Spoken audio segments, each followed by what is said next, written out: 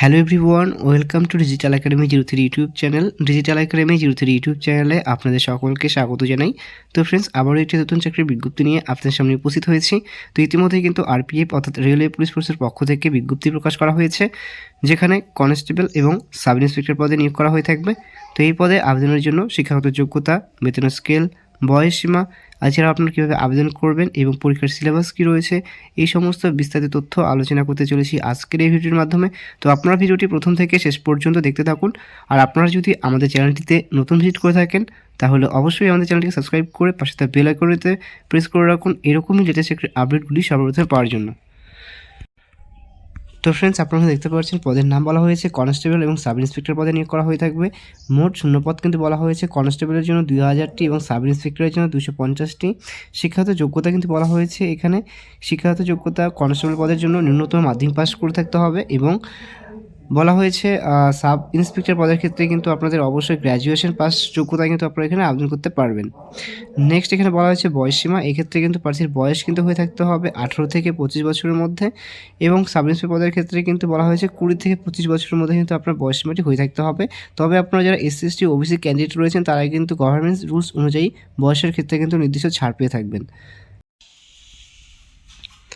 Next রয়েছে শারীরিক যোগ্যতা, এক্ষেত্রে ইউআর এবং ওবিসি প্রার্থীদের ক্ষেত্রে কিন্তু যারা মেল ক্যান্ডিডেট রয়েছেন তাদের কিন্তু উচ্চতা হয়ে থাকতে হবে 165 সেমি এবং মহিলা প্রার্থীদের জন্য 157 সেমি কিন্তু উচ্চতা হয়ে থাকতে হবে।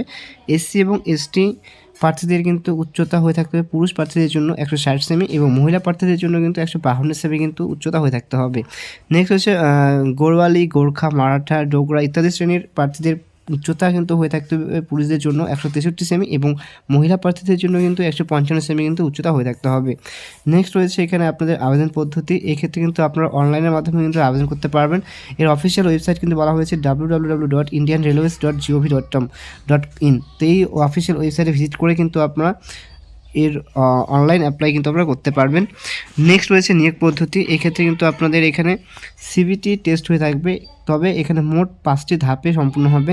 প্রথমে আপনাদের কম্পিউটার বেসড অনলাইন পরীক্ষা হয়ে থাকবে, তারপর থাকছে পিইটি অর্থাৎ ফিজিক্যাল এফিসিয়েন্সি টেস্ট এবং নেক্সট থাকছে পিএমটি, তারপর থাকছে কিন্তু এখানে অর্থাৎ শারীরিক যোগ্যতার পরীক্ষা এবং ডকুমেন্ট ভেরিফিকেশন থাকছে, তারপর মেডিকেল পরীক্ষা এবং ফাইনাল মেরিট লিস্ট, এই প্রক্রিয়াগুলি কিন্তু আপনাদের এখানে সম্পূর্ণ করা হয়ে থাকবে। তারপর এখানে কিন্তু বলা হয়েছে ইন্টারভিউর মাধ্যমে কিন্তু আপনাদের নিয়োগ করা হয়ে থাকবে, অর্থাৎ সর্বশেষে কিন্তু আপনাদের কিন্তু এখানে ইন্টারভিউ থাকছে।